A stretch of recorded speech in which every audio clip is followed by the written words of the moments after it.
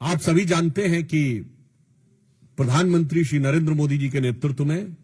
भारत ज्यों-ज्यों आर्थिक, सामरिक और कूटनीतिक दृष्टि से विश्व के पटल पर एक शक्तिशाली और प्रभावशाली देश के रूप में उभरता जा रहा है और देश के अंदर सामाजिक और आर्थिक सशक्तिकरण का नया दौर चल रहा है, त्यों-त्यों अनेक प्रतिगामी शक्तियां भारत की इस अभूतपूर्व विकास को और प्रगति को रोकने के लिए अनेक प्रकार के षड्यंत्र करती दिखाई पड़ रही है। उसी श्रृंखला में आज मैं आपका ध्यान आकृष्ट करना चाहता हूं कि जो कुछ कांग्रेस पार्टी और उनके आइडियोलॉजिकल थिंक टैंक कहे जाने वाले लोग समय समय पर कहते आ रहे हैं, वो चीजें अब पूरी तरीके से जनता के सामने आती जा रही है। ओवरसीज कांग्रेस के प्रेसिडेंट सैम पित्रोदा, जो कांग्रेस के आइडियोलॉजिकल थिंक टैंक के प्रतीक माने जाते हैं, उन्होंने आज चाइना को लेकर जिस प्रकार का बयान दिया है, उससे यह बात बहुत साफ हो गई है कि कांग्रेस पार्टी के चीन के साथ हुए करार का इजहार सैम पित्रोदा ने दिन दहाड़े कर दिया है। प्रत्यक्ष रूप से साफ साफ दिखाई पड़ रहा है। और ऑन द लाइटर नोट मैं कहना चाहूंगा, हिंदी में कहावत होती है, गुरु गुड़ रह गए और चेला शक्कर हो गए, मगर यहां जो चेला है वो तो गुड़ रह गए और गुरु चीनी हो गए। परंतु गंभीर बात यह है कि जिस प्रकार की बात सैम पित्रोदा जी ने कही है, वो भारत की अस्मिता, भारत की कूटनीति और भारत की संप्रभुता पर बहुत गहरा आघात है। उन्होंने इस प्रकार की बात कही कि चीन के साथ तो किसी प्रकार का विवाद ही नहीं है, जैसे भारत ही अग्रसर की भूमिका में, यानी आक्रामक मुद्रा लिए हुए। और ये कोई उनका अलग बयान नहीं है। ये ओवरसीज कांग्रेस के चीफ हैं, यानी समुद्र पारी कांग्रेस के प्रमुख हैं। अब समुद्र पार से तो सोरस के सुर भी कांग्रेस के साथ मिलते हुए नजर आते हैं, परंतु यहां पर एक बहुत गंभीर बात है कि जो कुछ सैम पित्रोदा ने कहा है, ये कोई आइसोलेटेड इवेंट नहीं है, आइसोलेटेड स्टेटमेंट नहीं है। इसी भाव और इसी विचार के अनेक स्टेटमेंट राहुल गांधी पहले दे चुके हैं। याद करिए, राहुल गांधी जी ने विदेश में क्या कहा था कि चाइना ने बड़ा संघर्ष करते हुए ऊपर उठने का उदाहरण प्रस्तुत किया है उन चुनौतियों के बीच से। आपको याद हो अभी कुछ दिन पहले के अपने विदेशी दौरे में क्या कहा कि चाइना ने अनएम्प्लॉयमेंट को बहुत अच्छे तरीके से टैकल किया है, जबकि फैक्ट ऑफ द मैटर है इस समय चाइना में एम्प्लॉयमेंट रेट 24% है। 2023 में जनवरी से लेकर जुलाई के बीच में अनएम्प्लॉयमेंट रेट वहां पर बढ़ते बढ़ते हो गई 17-18%, और उन्होंने फिर जुलाई 23 से जनवरी 24 डाटा देना बंद कर दिया, फिर डाटा का बेस चेंज किया और जनवरी से लेकर अगस्त के बीच में किया, फिर बदले बेस पर भी वो 24% हो गई। मगर राहुल गांधी जी को उसमें बहुत महान चीज नजर आती है। फिर याद करिए, यही लोग कहते थे कि चाइना में प्रेस फ्रीडम इंडेक्स में हमसे ऊपर है, जबकि चाइना के डिफेंस मिनिस्टर ली शॉन्गफू गायब हो गए, चाइना के फॉरेन मिनिस्टर क्विंग गैंग गायब हो गए, वहां की सबसे बड़ी कंपनी अलीबाबा के चीफ जैक मा गायब हो गए, परंतु इनको उसमें भी नजर आता था। अब आप आइए, इसके बाद उन्होंने कहा कि इकोनॉमिक ग्रोथ बहुत शानदार की गई है। ये सारे स्टेटमेंट्स हैं, और इकोनॉमिक ग्रोथ की फैक्ट ऑफ द पोजीशन यह है कि 2024 में दुनिया की सबसे बड़ी रियल एस्टेट कंपनी, जो एक चाइनीज कंपनी थी एवरग्रांड, उसकी लिक्विडिटी हो गई। हांगकांग कोर्ट ने कह दिया लिक्विडेट कर दिया जाए। चीन के ह्यूनान प्रोविंस में कई बैंक्स बैंकरप्ट हो गए, कितनी रियल एस्टेट कंपनीज बैंकरप्ट हो गई, that is one other thing. उस प्रक्रिया में जब हम यह देखते हैं कि यह बयान सैम पित्रोदा का आया है, पहली बात तो हम बहुत साफ करना चाहते हैं, भारत सरकार प्रधानमंत्री श्री नरेंद्र मोदी जी के नेतृत्व में विश्व के हर देश के साथ अच्छे और सौहार्दपूर्ण संबंध चाहती है, परंतु वो राष्ट्रीय स्वाभिमान, सुरक्षा और सुदृढ़ता को बनाए रखते हुए। अब इसके बाद उनका यह बयान कहना, तो मैं पूछना चाहता हूं, यह गलवान के शहीदों का अपमान है कि नहीं? मैं कांग्रेस पार्टी से सीधे पूछना चाहता हूं, गलवान में जो हुआ, हमारे 20 सैनिक बलिदान हो गए, और उसके बाद यदि आपका ओवरसीज का चीफ इस प्रकार की भाषा बोलता है तो यह निंदनीय है, भर्त्सना योग्य है, और यह भारत और भारतीय सेना, भारतीय सैनिकों के बलिदान का घनघोर अपमान है। इसलिए मैंने आपसे बात कही कि यह एक पूरा सीक्वेंस ऑफ इवेंट है जिसमें सैम पित्रोदा बोलते हुए नजर आ रहे हैं। वैसे ऑन द रेफरेंस मैं आपको पहले बता दूं, बोल चुका हूं तो एक बार रिमाइंड भी कर दूं। वैसे आपको पता है, भारत में एक दौर ऐसा भी था जब चीन को हमने सैनिकों को चावल प्रोवाइड किए थे। 21 जून 1952 को जवाहरलाल नेहरू की प्रेस कॉन्फ्रेंस में उनसे पूछा गया कि आपने क्या चीन की सेना को रसद प्रदान की है, तो उन्होंने कहा हां हमने थोड़ी मात्रा में की है, पर वो हजारों टन चावल था, और कहा इसलिए कि उनको बहुत जरूरत है, हम उनको जिंदा रखने के लिए दे रहे हैं। जबकि उस समय तिब्बत में एट्रोसिटीज हो रही थी, और वो इसलिए था कि उस समय चाइना का नियरेस्ट शहर चेंगडू 2000 किलोमीटर से अधिक दूर था, और सड़कें भी खराब थी। भारत से तवांग से 250 पौने 300 किलोमीटर की थी, और सड़क भी अच्छी थी। यानी उस दौर से आज तक चला आ रहा है। तो मैं साफ साफ कांग्रेस पार्टी से कहना चाहता हूं कि कांग्रेस पार्टी ने स्पष्ट रूप से यह दर्शा दिया है कि वो चीन के साथ हुए अपने करार के प्यार में, राजीव गांधी फाउंडेशन को चाइनीज एम्बेसी से मिले हुए लोन के दबाव में बोल रहे हैं, और लगातार इस प्रकार के बयान दे रहे हैं। इसके लिए उनको आकर सीधे सीधे सफाई देनी चाहिए, और वो अनेक उदाहरण हैं, वो सब तो अपनी जगह है। दूसरा विषय, एक और अधिक महत्वपूर्ण विषय आया है, भारत के चुनावी व्यवस्था को किस प्रकार से ये समुद्र पारीय कांग्रेस के अध्यक्ष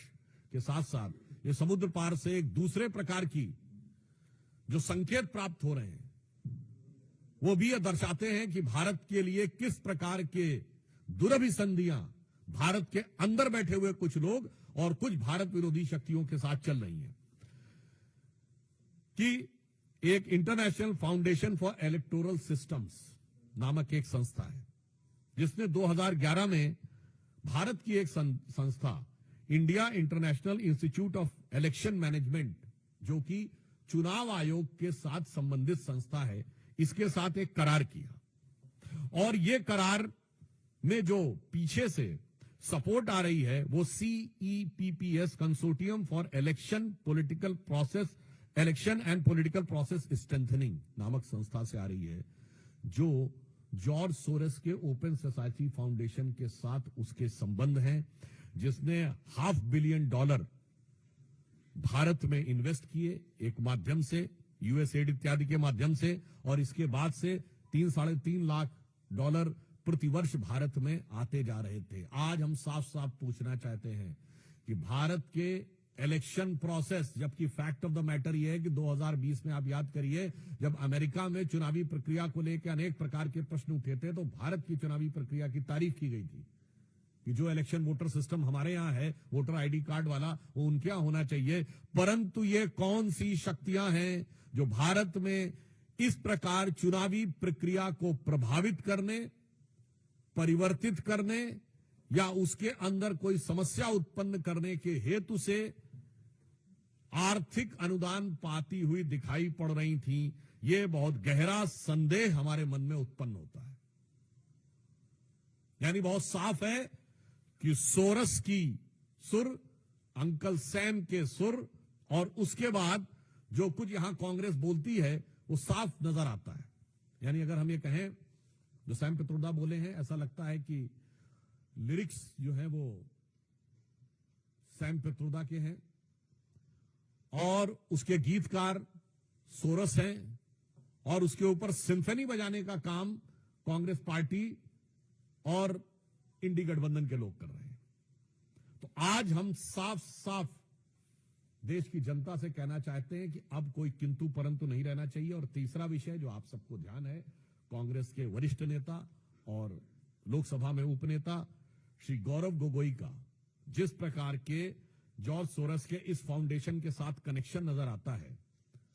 पाकिस्तान की एम्बेसी में उनकी बातचीत की फोटो, पाकिस्तान की दूतावास में मधुर मनोभावों के साथ वार्तालाप करते हुए और भारत में आकर भारतीय सेना, भारतीय वायुसेना, भारतीय अर्धसैनिक बलों के विरुद्ध कटुतापूर्ण शब्दों का इजहार करते हुए ये बातें अब बहुत साफ दिखाई पड़ती हैं कि देश के ऊपर आघात करने के एजेंडा बहुत साफ है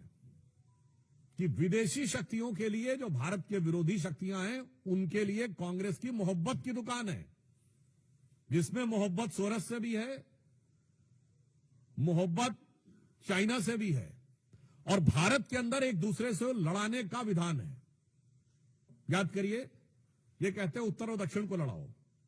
इनके कर्नाटक के वित्त मंत्री ने कहा था कि साउथ में रेवेन्यू कलेक्शन ज्यादा है तो उत्तर से अलग होना चाहिए। इनके तेलंगाना और तमिलनाडु के मंत्रियों ने उत्तर प्रदेश और बिहार के बारे में जो बोला वो क्या है, एक राज्य को दूसरे राज्य से लड़ाओ। उसके बाद भाषाओं को आपस में लड़ाओ, तमिल और हिंदी को लड़ाओ, फिर मराठी और बिहारी को लड़ाओ, फिर भाषा पे लड़ाओ, प्रांत पे लड़ाओ, क्षेत्र पे लड़ाओ, और उसके बाद जातियों में लड़ाओ, अगड़े पिछड़े में लड़ाओ, सामान्य और दलित में लड़ाओ। यानी बहुत साफ है कि बाहर की शक्तियों के लिए मोहब्बत की दुकान और भारत में हर आधार पर वर्ग, प्रांत, जाति, भाषा पर नफरत की दुकान, नफरत के सामान। और इससे मैं अंत में यह स्पष्ट कहना चाहता हूं कि इससे श्री राहुल गांधी ने जो बयान दिया था कि has to fight with Indian state, वो अनायास मुंह से निकला हुआ लापरवाही में कहा गया बयान नहीं था। एक सुविचारित, सुव्यवस्थित योजना के अंग का प्रकटीकरण था। It was not just a careless slip of tongue, but it seems to be an expression of a well thought of structured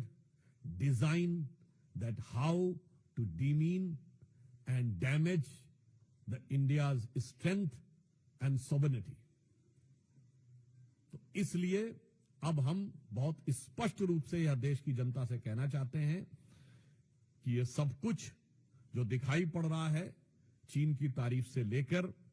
Soros foundation से समर्थन से लेकर, भारत के अंदर सबको एक दूसरे से लड़ाने से लेकर और इंडियन स्टेट से लड़ाई करने की बात, मुझे लगता है अब किसी भी प्रकार का कोई बचाव का स्कोप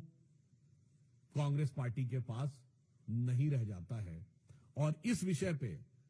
कांग्रेस पार्टी से यद्यपि मैं अभी भी उनसे कहना चाहूंगा कि वो आकर अपनी स्पष्ट रूप से सफाई दें, परंतु मुझे लगता है कि उनकी सफाई देने का उनके पास कोई आधार नहीं बचा है। और बहुत दुख की बात यह है कि इस प्रकार की शक्तियों से हाथ मिलाते हुए या उनके सुर में सुर मिलाते हुए बात करते हुए भारत के अंदर के दलों का समर्थन हर राष्ट्रभक्त को बहुत पीड़ा देता है और उसके साथ गंभीर प्रश्न भी उठाता हुआ प्रतीत होता है। धन्यवाद। Mohit Bhatt, then Pragya.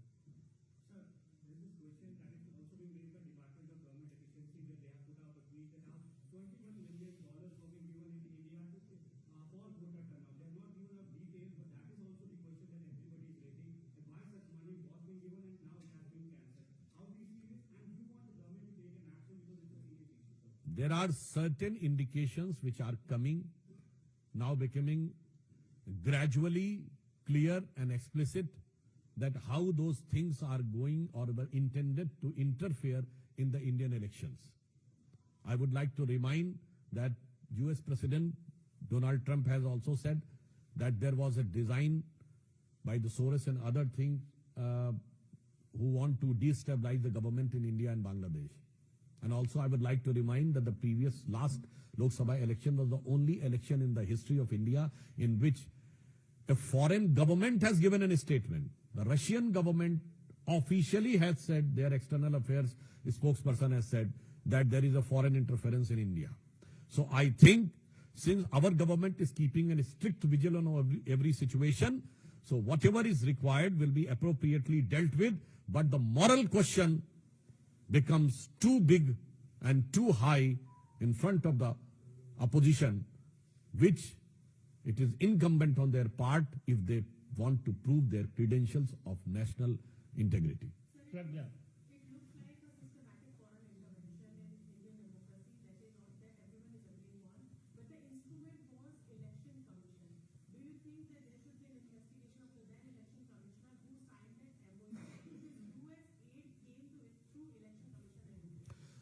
On this issue, I think what is legally and what is constitutionally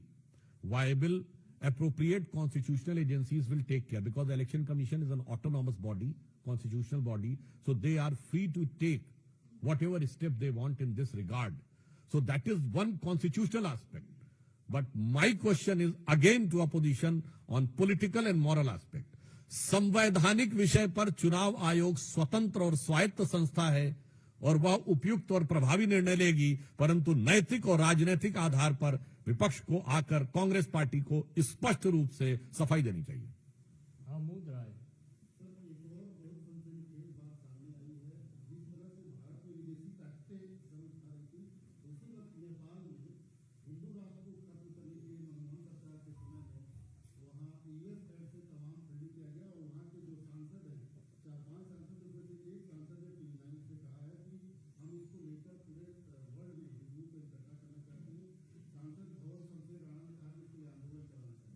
देखिए, इस प्रकार की कई घटनाएं हुई हैं और मैं एक और बात आपसे कहना चाहता हूं इस क्वेश्चन के आंसर के संदर्भ में।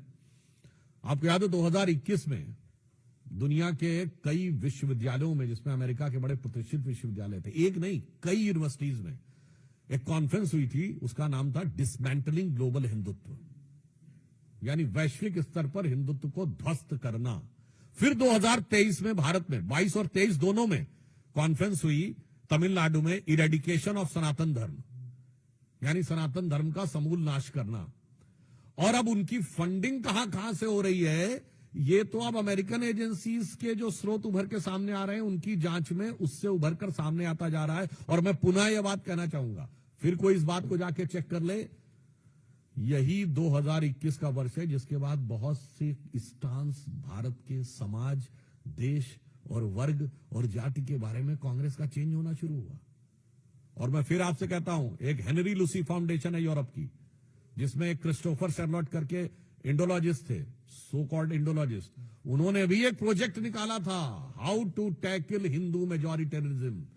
मैं दर्शकों से कहता हूं, जो करोड़ों लोग सुन रहे हो, इन सब चीजों को जाके चेक करिए, तब आपको समझ में आएगा कि मोदी जी किस परिस्थिति में देश को चला रहे हैं। और उसके बाद जो लोग इल्जाम देते हैं, तो उनके लिए एक लाइन कहना चाहूंगा मोदी जी की तरफ से कि हमें इल्जाम मत दीजिए, बहुत अफसोस होता है, हमें इल्जाम मत दीजिए, बहुत अफसोस होता है, बड़ी तरकीब से कश्ती यहां तक लेके आए हैं और बदल देते हैं हम दरिया की लहरें अपनी हिम्मत से, आंधियों में भी अक्सर चिराग हमने जलाए। तो आप सोचिए किन विपरीत परिस्थितियों में देश को लेकर आगे चलना पड़ा। अरुण दांता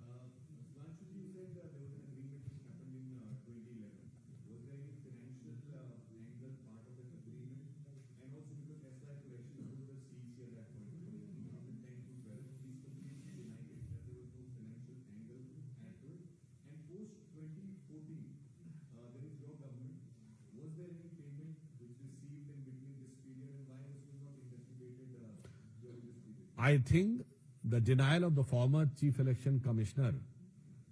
is not required that much as a categorical denial for that government at the time in office is required. Because for any such clearances, the clearance of government is very much required. So still up till now, if the government is not responding in categorical and unequivocal terms, I think this is a matter of concern. Ankit Gupta ABP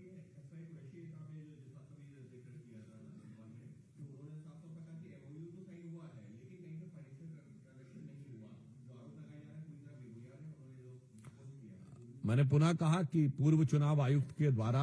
इस विषय को कहने की अपेक्षा से अधिक हमारी अपेक्षा है तत्कालीन सरकार के प्रमुख लोग रहें, क्योंकि वो ये बताएं, कम से कम इसमें यह बात तो साफ हो गई कि एमओयू हुआ है,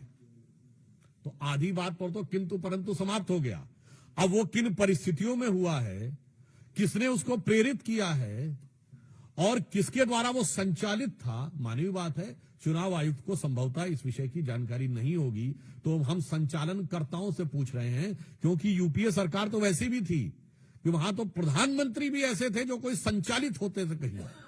वो स्वतः कार्य नहीं करते थे। तो इसलिए मैं संचालनकर्ताओं से पूछ रहा हूं, और वो इस प्रकार के बयानों के ओट में बचने का प्रयास नहीं कर सकते, तिनके की ओट में पहाड़ छुपाने का प्रयास नहीं कर सकते। अंतिम प्रश्न है ठाकुर रविंद्र सिंह जी न्यूज।